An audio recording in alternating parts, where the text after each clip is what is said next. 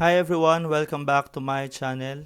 And for today's video, I will be discussing with you about the part 2 of circle, identifying the parts of the circle.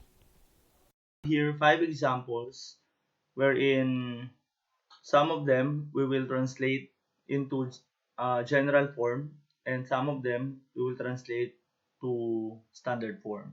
Then all of them we will identify their parts, especially the radius and the center.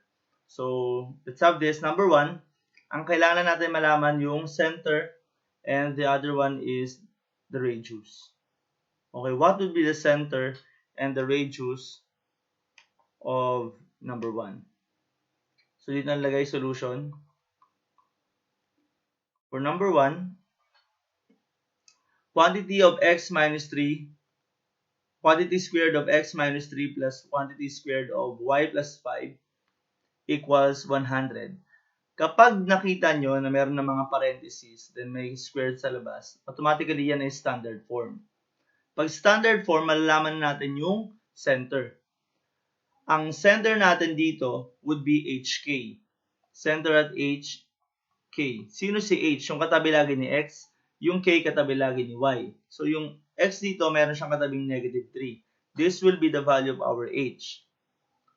Okay? Si Y may katabing 5. Automatically, siya yung magiging K. So the center for number 1 would be 3. Yan yung H natin. Then yung K natin would be ito, negative 5. Kung napapansin nyo, binaligtad ko yung sign. From negative 3 dito, ginawa kong positive 3. Kapag naman dito, positive yung 5, ginawa kong negative 5. So, ibig sabihin, class, always yun. Kapag kumukuha kayo ng center, given the standard form, opposite sign yung ilalagay ninyo. Okay? What about the radius? Yung radius, yun yung constant na nakahiwalay sa equation. Ito yung 100. Okay? Pero, kung naaalala nyo, ang standard form natin, di ba, merong x minus h, quantity squared, plus y minus k, quantity squared, equals r squared. So, yung 100 na to, siya yung r squared. Lagyan natin, r squared is equal to 100. Eh, ang kailangan natin ay yung radius. How do we get the radius given the r squared? We just have to get the square root of it. So, square root ng r ay r. So, yung radius. Square root ng 100, ito yung mahalaga kasi ito yung magiging value ng radius. So, square root ng 100 ay 10. So, we already have the center and the radius. Kung papansin nyo, madali lang malaman yung center of radius given ang standard form. Let's have number 2.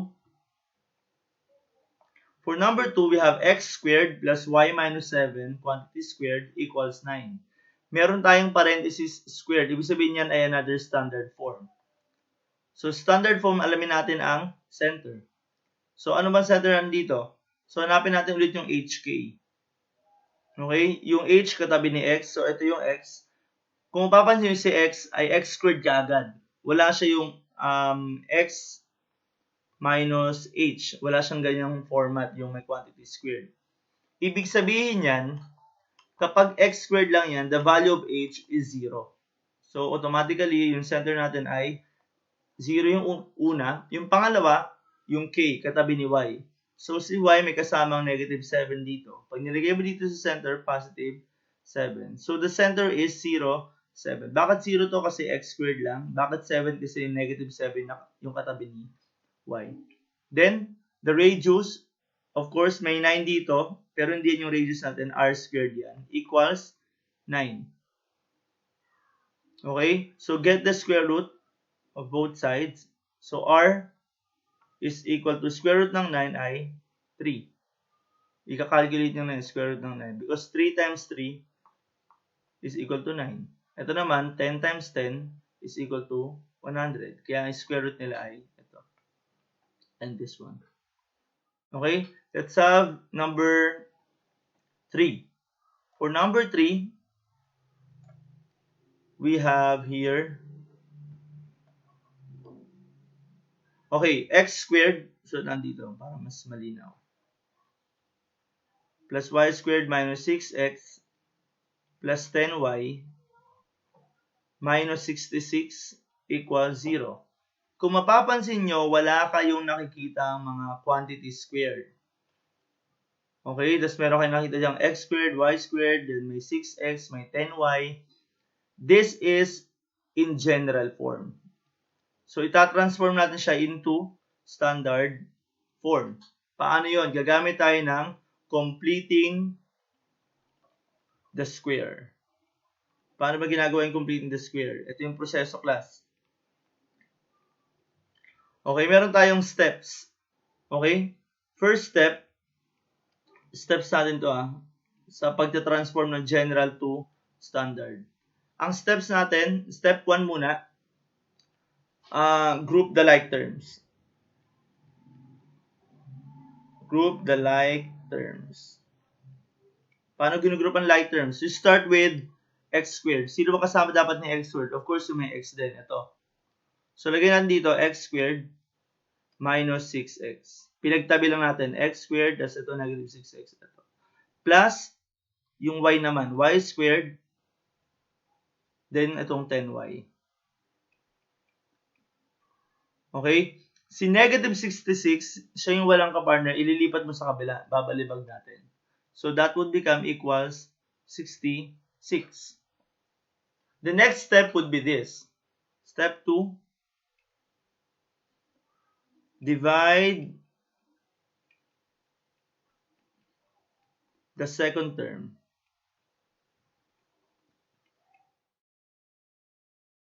by 2.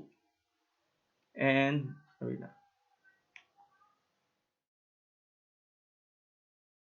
raise the answer to 2. Okay, ito medyo mahaba yung gagawin. Divide the second term by 2 and raise the answer to 2. So ito, class, ito yung unang group natin. First group. Lagyan natin sila ng parentheses. Ito yung second group, yung y group. Okay, so yung dalawang group natin. Ang gagawin na natin sa step 2, divide the second term. Ito yung first term, ito yung second term. Yung negative 6. So, i-divide lang natin negative 6 by 2. So, negative 6, divide natin sa 2. That is equal to, okay, para sa mga nalilito pa dyan sa mga sign, calculate natin. Negative 6 divided by 2, that is equal to negative 3. Yung negative 3 na yan, yan yung sagot. Yan o, raise the answer to 2. So, yung negative 3, i-raise mo daw sa 2. Okay? So, i-calculate natin ulit yung sagot. So, meron tayong negative 3. Pipindutin nyo lang tong x squared na to. Raised to 2 equals 9. So, ibig sabihin, yung 9 na yan, i-add natin siya dito. X squared minus 6x plus 9. Yung 9 nakuha natin dito, sasagot dito. Okay? Sila na yung magiging first group natin. Next, ito naman, ganoon din gagawin natin. The second term is 10. So, yung 10 na yan, di-divide natin sa 2 muna. Sabi kasi sa step 2 natin yan. So, that is equal to 10. Hati mo sa dalawa, that is equal to 5. Then, yung sagot, automatically, i-raise mo sa 2. So, this would become 5 raised to 2 is 25. So, lagyan natin dito yan sa pangatlong, y squared plus 10y plus yung nakuha natin sa 25 equals 66. The next thing to do is this. Step 3. Add the third terms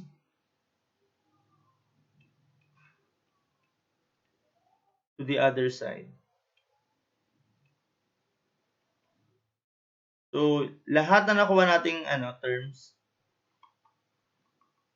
i-add natin sa kabila. Meron tayong plus 9 kanina. Ito yung third term. Ito yung third term ng pangalawang group o the y group. I-add natin sa kabila. So, yung plus 9 na yan, mag-a-add tayo dito. Plus 9. Then, itong plus 25, mag-a-add tayo sa kabila. Whatever we added in both groups will also be added on the other side. Yung 9 and 25, nandyan lang yan. Okay, inad natin sa kabila. Then, simplify natin. Ito class, gagawin nating binomial. Okay, gagawin na natin siya yung format na ganito. Yung format na x minus h, quantity squared, plus y minus k, quantity squared, equals r squared. So, ganyang format na. Ito yung tinatawag natin standard form. So, madali na lang yan. Ang gagawin nyo lang, copy. Ito, yung x squared, gawin yung x. Then, ito class, kung ano yung sign ng middle, siya yung magiging sign dito. So, minus kasi negative naman to. So, yung h naman manggagaling dito sa 9. Okay? Paano makuha yon? Get the square root of that. Okay? Ang square root ng 9, so lagay nyo na sa calculator, and square root ng 9, that is equal to 3. So, siya yung ilalagay mo dito. X minus 3. Minsan plus yan, kasi minsan plus to. Kung ano yung middle sign, siya yung gagamitin mong sign dito. So, lagay mo na ng quantity squared. So, meron ka ng x minus h quantity squared. Next, dito naman para makuha yung y minus k, lagay tayo ng plus automatically. Laging plus yan. Then, copy natin yung y.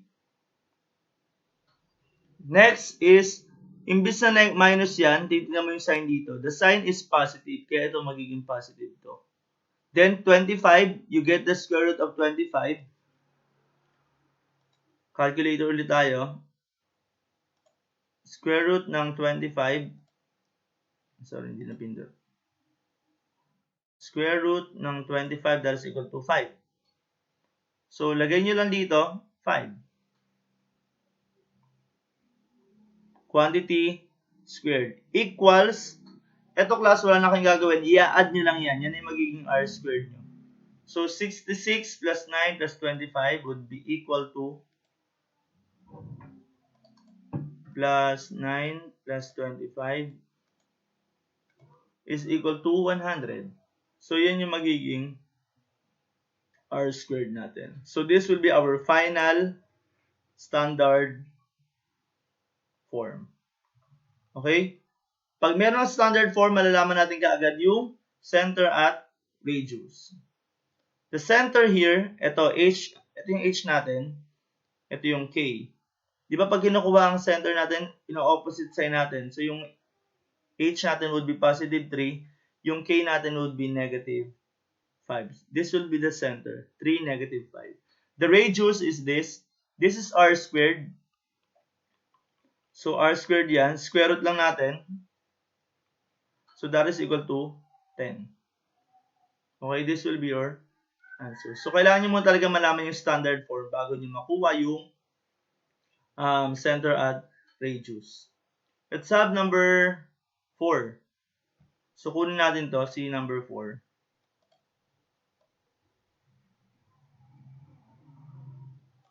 Okay, wait lang.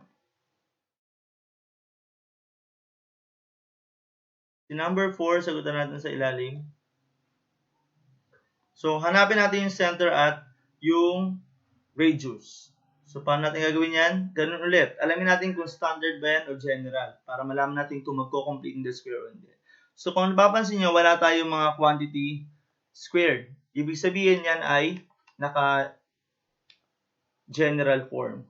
So, gawin natin standard form using completing the square. So, una, i-group natin yung x squared tsaka yung x. X squared minus 14x. Si y squared, pagsamahin natin, kasama niya si y. Kung papansin niyo, wala tayong y term.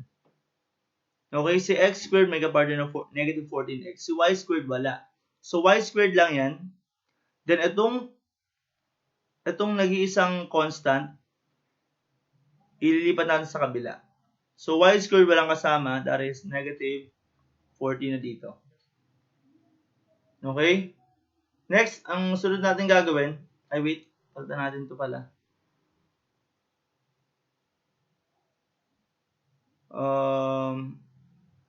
Wait lang, palitan natin ito ng sign. Gawin natin negative yan. Negative. So, ginawa natin na negative, burin din natin to. Pinalitan ko na yung given kasi baka mag-negative yung constant natin. So, gawin natin minus 40. Sa kabila, pag binalibag natin, positive na siya. So, positive 40. Okay? Binago ko lang yung given. Next, x squared minus 14x plus y squared. I-group natin. Lagyan natin ng parenthesis. Si y squared, wag nyo nalalagyan ng parenthesis kasi siya lang naman mag-isa. Okay? So, ito lang i-completing the square natin. So, para ba completing the square, divide the second term, itong negative 14, into 2. So, negative 14 divided by 2, that is equal to negative 7. Then, raise mo yan sa 2 automatically, that would become 49. So, lagyan natin x squared, kopya si minus 14x, then plus 49. Sila yung first group. Si y squared, copy na lang. Wala siyang second term, kaya wala kang gagawin ganito. Okay, so y squared lang yan, equals 40. Okay, kung naalala nyo sa third term, ang sabi sa third term, add the third term or third terms to the other side. Ang may third term lang naman dito ay ito, si x group. So, si 49, i-add natin sa kabila. Plus 49. Okay? So, gawin natin. Simplify na natin. Ito, gagawin natin yung format na ganito. Yung standard form natin. Okay, equals r squared. Next is, ganito. Gawin natin ganitong format. Si x squared gawin natin x lang. Parenthesis. Then, yung sign, negative pa rin naman. Kaya, negative. Ito yung pagbabasay mo ng sign. Then, yung 49, you get the square root. That is 9. So, x minus 9 quantity squared. Okay, eto class, wala kang gagawin format. Kukopyahin mo lang to. Kasi wala naman siyang kasama. So, kopya mo lang plus y squared. Equals, yung r squared natin, i-add lang natin to. 40 plus 49, that is equal to 89.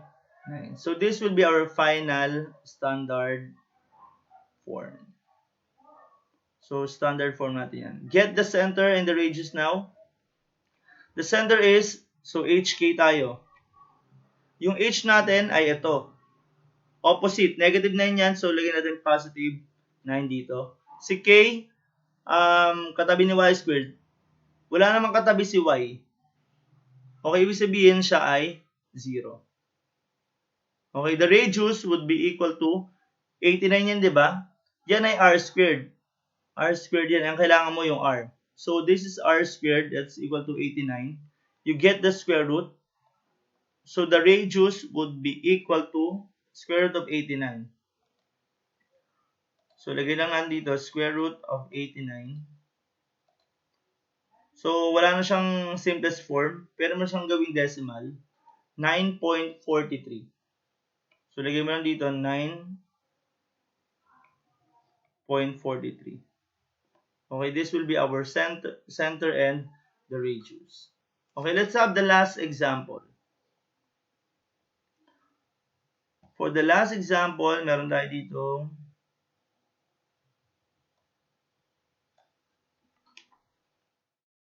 X squared plus y squared equals, minus 64 equals 0. So, dito na natin siya isolve sa part na to. For number 5, x squared plus y squared minus 64 equals 0. So, paano natin malalaman yung center at radius? Kung mapapansin nyo class, x squared lang yan tsaka y squared. Wala tayong x tsaka y term. Yung 3x or 4y. This is constant already. So, ibalibag lang natin constant sa kabila. So, this would become x squared plus y squared equals, yung negative 64 magiging positive 64. So, anong gagawin natin dito? Yan na yun, kaagad. Malalaman natin yung center at yung radius. Yung center neto, class, since x squared lang yan, walang kasama si x, automatically 0 yan. Si y squared ay 0 din. Kasi wala silang mga kasama. So, 0, 0 or origin yung magiging center nyo. The radius is ito. That is r squared. So, r squared is equal to 64. To get the radius, get the square root. So, R is equal to square root ng 64 ay 8. So, yung magiging value ng center at radius natin. Madali lang siya kapag walang kasama yung x. Wala siya yung x minus 2 squared, wala yan. Pag ganyan kasi, ito yung value ng each. Pero pag ganito lang, 0 yan. 0 din to, kaya 0, 0 yung center natin. So that is about transforming general form and standard form and getting the center and the radius given the equation. Thank you.